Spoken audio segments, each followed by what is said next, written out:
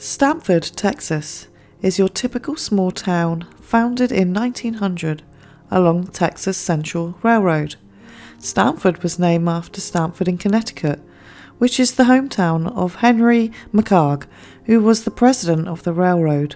With its independent shops and agricultural surroundings, and in general a safe place to bring up a family, it was no wonder the Clayton family, originally from San Diego, chose to settle and raise a family here. In 1988, Stan and mother Candace Clayton had 3 children, 2 boys and a girl. Courtney, who attended Oliver Elementary School, was 7 years old and in 2nd grade. She loved music and baseball and riding her bicycle. People described her as friendly and would talk to anyone. But what was to happen on Friday the 2nd of September 1988 would turn the seemingly safe community of Stamford on its head.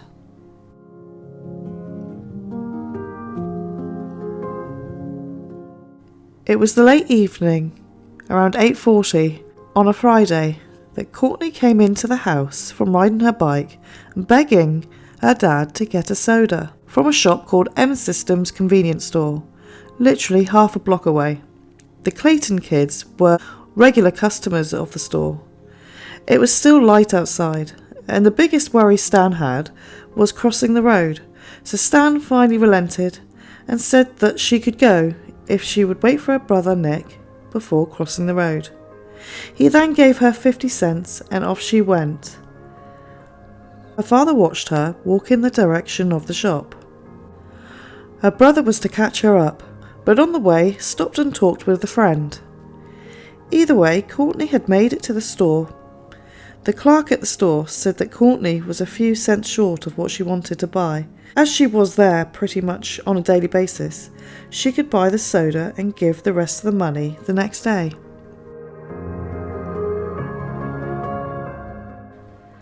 This by now was around 8:53 p.m, and this was because a motorist had noticed Courtney leaving the store at that time and heading in the direction of her home. But Courtney's brother arrived at 8:55 p.m, and he would have come across Courtney on the way back from the store. However, he didn't see Courtney at all. Nick went inside the store to look for Courtney, but the store clerk told Nick that she had already bought her drink and left, which would have been a matter of a couple of minutes. Nick went home, and when he saw that Courtney wasn't there either, he told his parents that he hadn't seen her at the shop at all. Now it was 9 p.m, and the Claytons knew something was wrong, as it was getting dark, which is something Courtney didn't like, so she would have made sure she was home by now. At 9:15, the Stamford Police Department were called and reported Courtney missing. The police wasted little time in starting their search for Courtney.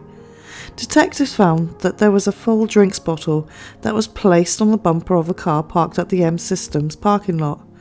Assuming it could have been Courtney's, it was confirmed that it was after they dusted it for fingerprints. The question was, is this where she might have stopped to wait for Nick? And was she abducted by someone waiting in the car park? As it was very unlikely that she would have got lost on her way home. The search for Courtney got more intense on the Saturday morning as police officers checked out the neighbourhood and going door to door, with lots of volunteers on the ground, including the use of a helicopter and a small plane. People were optimistic in finding Courtney, however hopes started to fade by Saturday night as they couldn't find Courtney anywhere. FBI had joined the investigation by Monday morning, and any tips they got didn't end anywhere significant. There was one tip though, on the Tuesday night, that led to a search 5 miles away at a home located on the east of Stamford. Unfortunately, there was nothing to suggest that Courtney had ever been there. With areas being searched within 20-mile radius, a large pond in Stamford was also dragged. Wooded areas also were thoroughly searched, but there was still no clue as to where Courtney could be.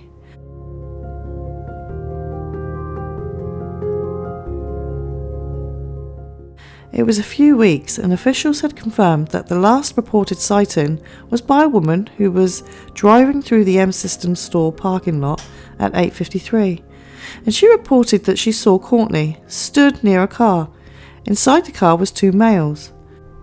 The woman thought the car was a blue Torino and described it as light blue with a darker top. She had seen Courtney talking with the driver of the car, who had his door open. The witness actually went through hypnosis in order to recall any other details about the incident and what the men looked like. And through this, they managed to create a composite sketch, which was released to the public. And although a few tips came in, nothing led them to the vehicle or the occupants in it. A reward of $5,000 was donated by a clothing manufacturer in Stamford, who Stan, Courtney's father, worked for any tips or information leading to an arrest, in which a few tips did come in, but again led nowhere. Sadly for the Clayton family, the search started to slow down and the case was becoming cold. Still, the family never gave up hope that one day they'd see their little girl again.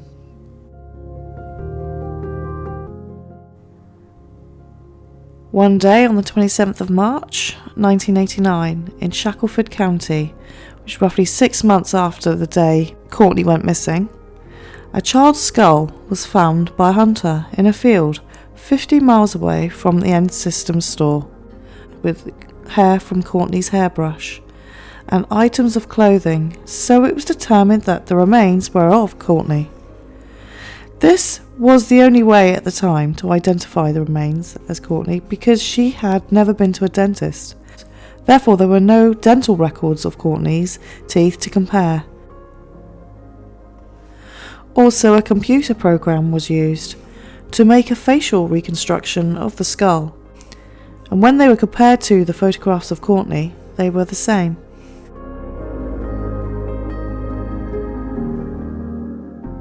Stan and Candice agreed with the results, and now they had to accept that their daughter had been found.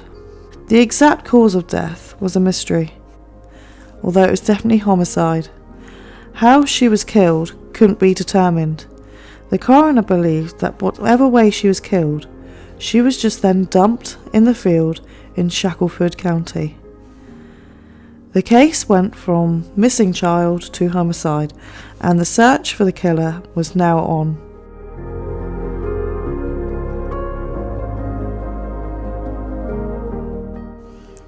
There were two men who were from Shackelford County who were questioned because they were suspected of trying to lure young boys into their vehicle. So these men were initially thought of as the same men seen at the parking lot. Also, the fact that both these men had also worked on the property where Courtney's remains were found. But both men had passed the polygraph tests and were now ruled out as the suspects.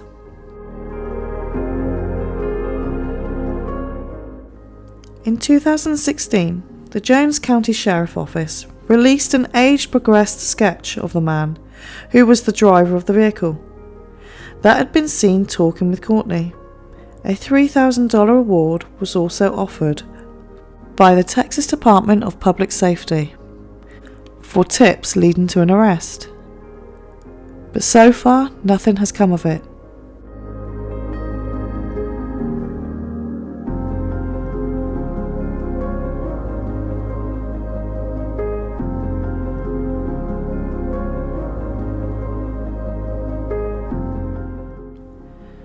Please like and subscribe for more content.